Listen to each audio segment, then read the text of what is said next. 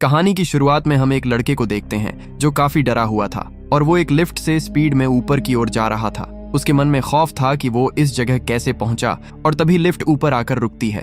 वो ऊपर देखता है तो कई लड़के खड़े थे और इसी बीच वहां गैली नाम का एक लड़का उसे लिफ्ट से बाहर खींचता है। बाहर आते ही सब उसका मजाक उड़ाते हैं, जिससे वो नर्वस होकर वहां से तेजी से भागने लगता है। भागते हुए वो एक जगह गिर पड़ता है और तभी वो नोटिस करता है कि उसके चारों ओर बड़ी बड़ी दीवारें मौजूद हैं। ये देखकर वो पूरी तरह शॉक हो जाता है, क्योंकि वो दीवारें इतनी ऊंची थीं कि उन्हें पार करना इम्पॉसिबल था। इसके बाद उसे फिर से एक पिंजरे के अंदर बंद कर दिया जाता है। वो अभी भी यही सोच रहा था कि वो यहाँ कैसे और क्यों आया। उसे अपनी कोई बात याद नहीं आ रही थी कि तभी वहाँ एलबी नाम का एक लड़का आता है। वो उसे समझाता है कि यहाँ से भागने का ट्राई मत करना, क्योंकि बाहर जाने का कोई रास्ता मौजूद नहीं है। फिर एलबी उसे बाहर ले जाता है और कहता है कि हम लोग यहीं खाते हैं और यहीं सोते हैं, क्योंकि अब हमें अपनी पूरी लाइफ इसी जगह पर बितानी होगी।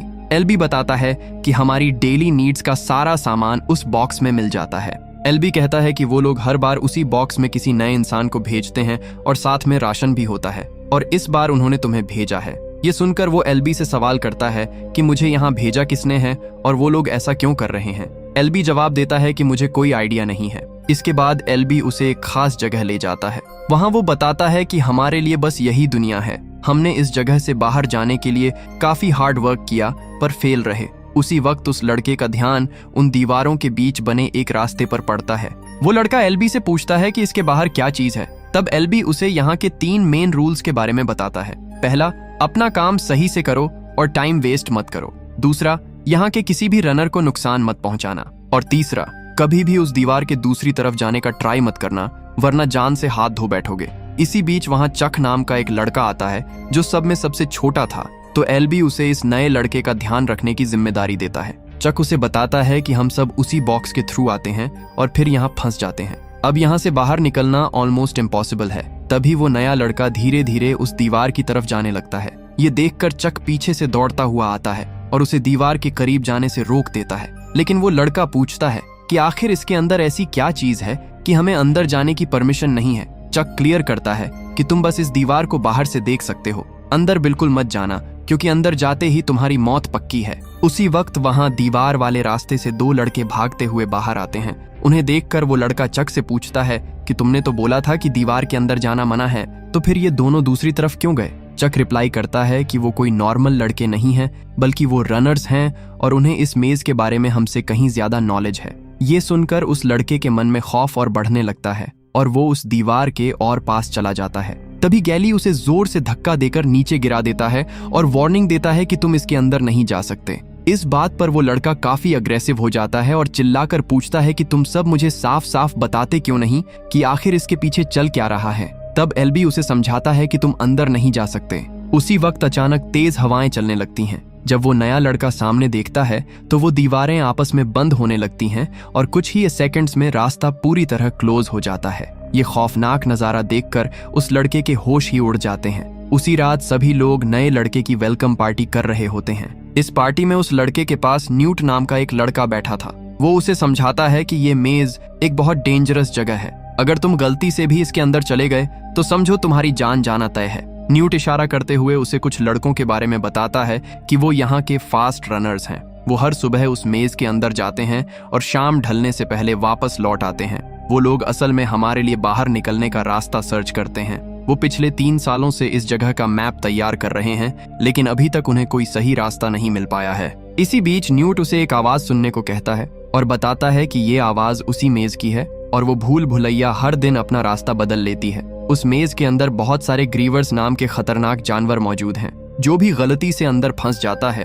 वो क्रिएचर्स उसे जिंदा नहीं छोड़ते। ये सारी बातें सुनकर वो लड़का बुरी तरह डर जाता है। तभी वहां गैली आता है और उसे फाइट के लिए चैलेंज करता है, लेकिन वो लड़का गैली के सामने ज्यादा देर टिक नहीं पाता और गैली उसे जोर से जमीन पर पटक देता है, जिससे उसे अपना नाम याद आ जाता है। वो तुरंत सबको बताता है कि मुझे अपना नाम याद आ गया है, मेरा नाम थॉमस है। सभी लड़के उसका नाम पुकारकर खुशी के साथ उसका वेलकम करते हैं। रात के वक्त जब थॉमस सो रहा था तो उसे कुछ बहुत अजीब और डरावने सपने आने लगते हैं। उन सपनों में वो खुद को एक लैब में देखता है जहां कुछ साइंटिस्ट उसके ऊपर एक्सपेरिमेंट कर रहे थे। अगली सुबह एल्बी उसे एक जगह ले जाता है। वो थॉमस के हाथ में चाकू पकड़ाता है और कहता है कि अपना नाम इस दीवार पर लिखो, क्योंकि अब तुम भी लाइफ टाइम के लिए हमारे साथ यहीं रहने वाले हो। थॉमस उस दीवार को ध्यान से देखता है जिस पर पहले से कई नाम लिखे थे। ये देखकर वो एल्बी से सवाल करता है कि इतने सारे नाम यहाँ क्यों लिखे गए हैं। एल्बी उसे एक्सप्लेन करता है कि जिन नामों पर कट लगा है वो सब लोग मारे जा चुके हैं और बाकी अभी भी जिंदा हैं। ये सुनकर थॉमस थोड़ा नर्वस हो जाता है, क्योंकि उसे फील होता है कि अब उसकी लाइफ रिस्क में पड़ चुकी है। उसी दिन काम करते समय थॉमस न्यूट से पूछता है कि क्या हम लोग यहाँ से भाग नहीं सकते, अगर हम इन दीवारों को पार कर लें या फिर उसी बॉक्स में छुपकर वापस चले जाएं। लेकिन न्यूट उसे समझाता है कि कोई फायदा नहीं होने वाला। हम ये सब ट्रिक्स ट्राई कर चुके हैं, क्योंकि असल में बाहर निकलने का कोई रास्ता है ही नहीं, इसलिए अब तुम्हें यहीं रहना होगा। अब थॉमस जंगल वाले एरिया में खाने की चीजें तलाश कर रहा था, तभी उसे वहां कई सारे कंकाल दिखाई देते हैं। इसी बीच वहां बेन नाम का एक रनर लड़का आ जाता है और वो बिना सोचे थॉमस पर अटैक कर देता है। थॉमस जैसे तैसे स्ट्रगल करके अपनी जान बचाता है और वहां से भागते हुए सीधा उसी जगह पहुंच जाता है जहां बाकी सारे लड़के मौजूद थे। वहां पहुंचते ही न्यूट तुरंत बेन पर हमला कर देता है, जिससे वो थॉमस को छोड़ देता है। तभी वो सब नोटिस करते हैं कि उसके पेट पर उसी ग्रीवर के डंक का निशान मौजूद है। इसका मतलब था कि अब उसका बचना नामुमकिन है। इस सिचुएशन को देखकर एल्बी कहता है कि इसे फौरन पिंजरे में बंद कर दो।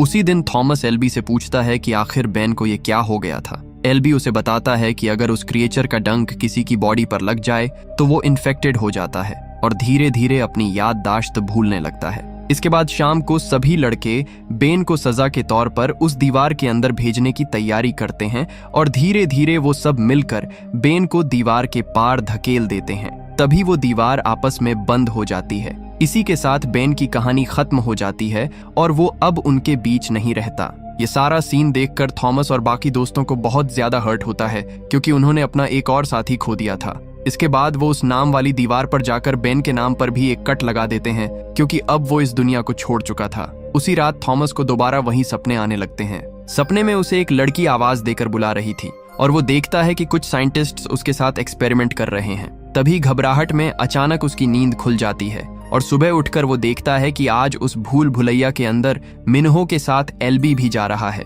ये देखकर वो न्यूट से पूछता है कि एल्बी तो रनर है ही नहीं, तो फिर वो आज उस दीवार के अंदर क्यों जा रहा है। न्यूट उसे रिप्लाई करता है कि एल्बी हम सब में से सबसे ज्यादा समझदार इंसान है और उसे इस भूल भुलैया की काफी नॉलेज है, इसलिए वो अंदर जा सकता है। उस पूरे दिन सभी लड़के उन दोनों के लिए काफी टेंशन में थे, क्योंकि वो दोनों अभी तक उस मेज से वापस नहीं लौटे थे और जो शाम होने से पहले बाहर ना आ पाए उसका जिंदा बचना नामुमकिन है। इसलिए सभी लोग उस दीवार के गेट के सामने खड़े हो जाते हैं। तभी अचानक उस दीवार की तरफ से तेज हवाएं चलने लगती हैं और वहां से मिन्हो एल्बी को अपने कंधों पर उठाकर आ रहा था। लेकिन उनकी किस्मत खराब थी, क्योंकि उसी वक्त वो दीवार भी आपस में बंद होने लगी थी। ये देखकर वहां खड़े सभी लोगों की सांसें अटक जाती हैं। वो दीवार बस पूरी तरह बंद होने ही वाली थी। ये देखकर थॉमस न चाहते हुए भी तेजी से भागकर उसके अंदर घुस जाता है और तभी दीवार लॉक हो जाती है। थॉमस एल्बी को देखता है तो उसे समझ आ जाता है कि उस ग्रीवर ने एल्बी को भी अपना डंक मार दिया है। उसी वक्त बहुत सारे ग्रीवर्स उनकी तरफ ही आगे बढ़ रहे थे,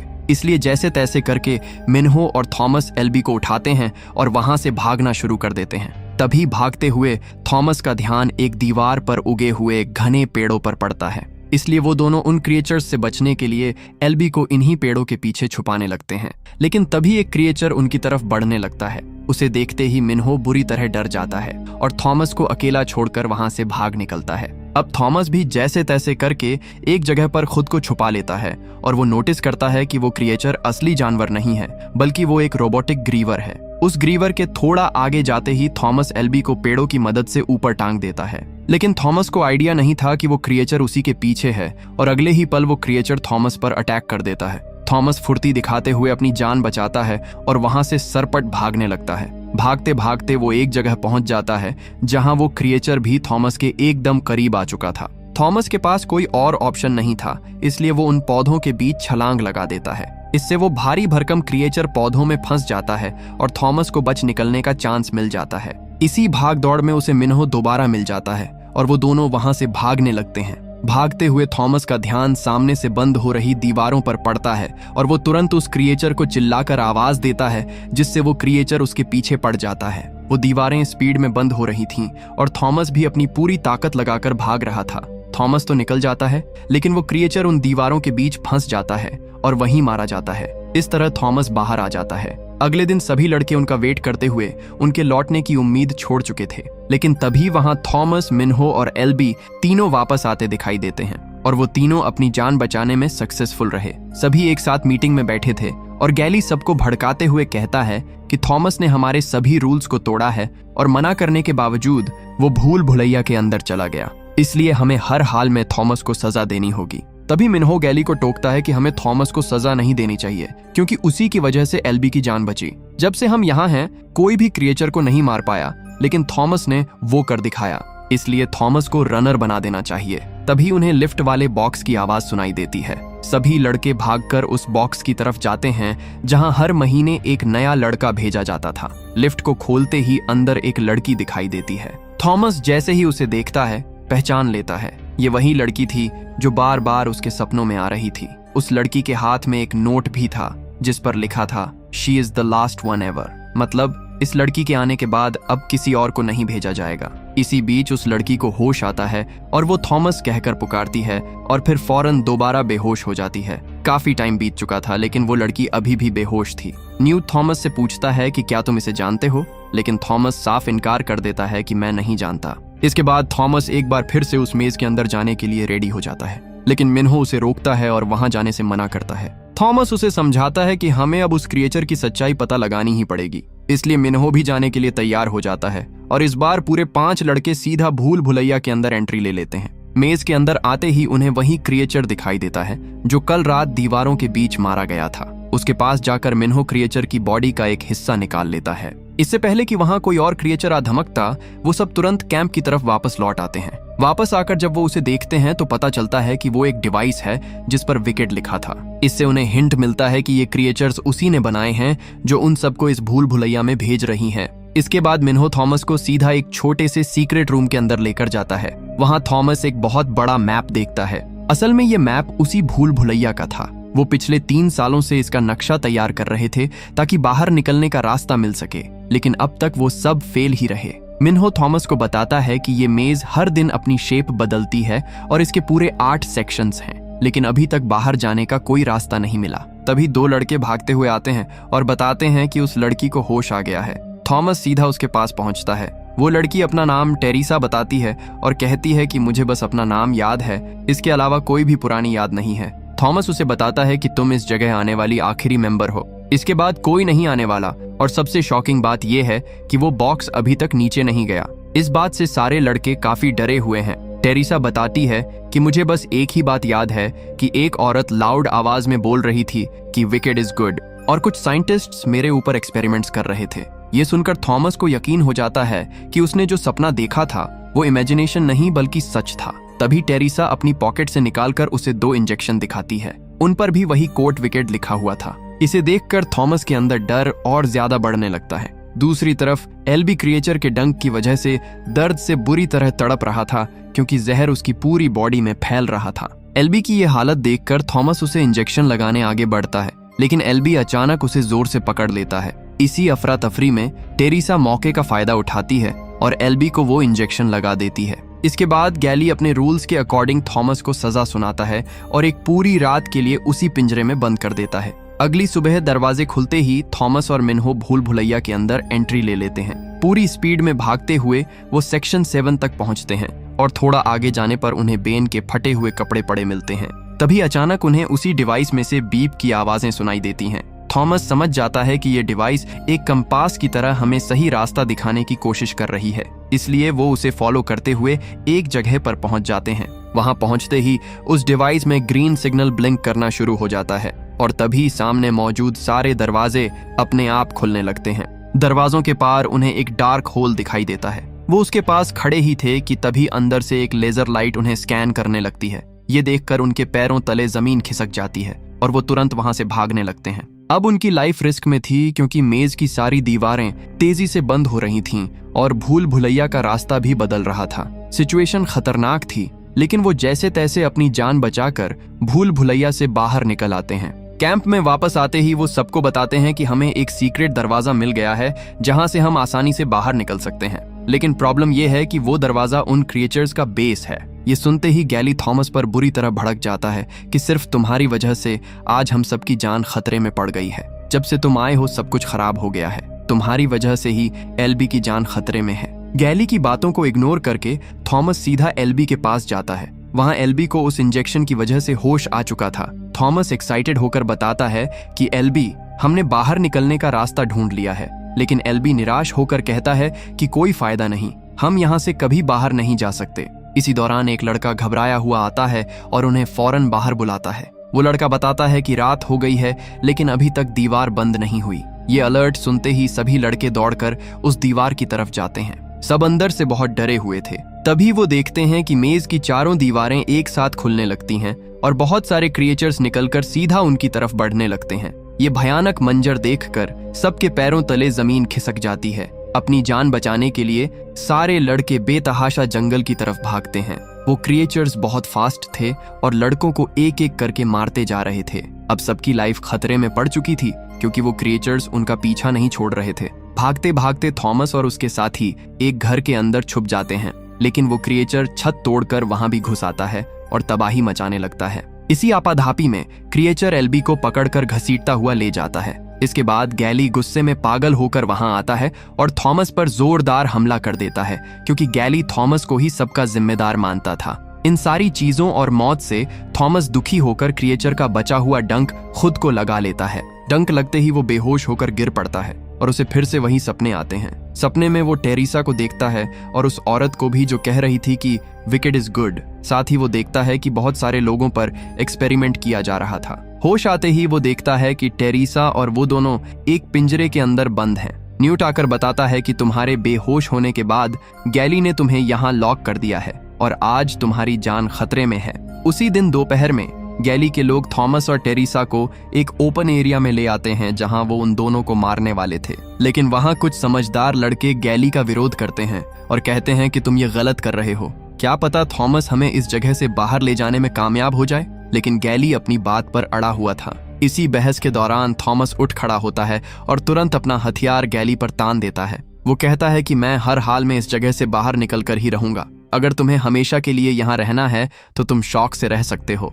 थॉमस सभी की तरफ देखकर कहता है कि जो भी आजाद होना चाहता है वो हमारे साथ चल सकता है क्योंकि अब हम यहाँ से बाहर जाने वाले हैं। ये सुनकर बहुत सारे लड़के थॉमस का साथ देने आ जाते हैं और गैली अपनी बची हुई लाइफ वहीं गुजारने का डिसीजन लेता है। इसके बाद थॉमस और उसकी टीम सीधा भूल भुलैया के अंदर जाकर आगे बढ़ने लगती है। रास्ते में उन्हें एक क्रिएचर दिखाई देता है और वो सभी एक साथ उस पर हमला कर देते हैं। टीम वर्क से वो सब क्रिएचर को नीचे गहरी खाई में गिरा देते हैं। लेकिन इसी दौरान और भी बहुत सारे क्रिएचर्स की फौज उनके ऊपर हमला करने दौड़ पड़ती है। तभी टेरिसा फाइनली उस दरवाजे तक पहुंच जाती है और तुरंत कोड एंटर करके दरवाजा खोल लेती है। सिस्टम एक्टिवेट होते ही वो सभी क्रिएचर्स एक एक करके भारी दीवारों के बीच बंद होकर मारे जाते हैं। उन दीवारों को पार करके वो एक टनल पर पहुंचते हैं। टनल के एंड में उन्हें एग्जिट लिखा कमरा मिलता है। जैसे ही थॉमस उस दरवाजे को खोलता है तो अंदर सभी साइंटिस्ट्स की डेड बॉडीज पड़ी थीं। वो मारे जा चुके थे।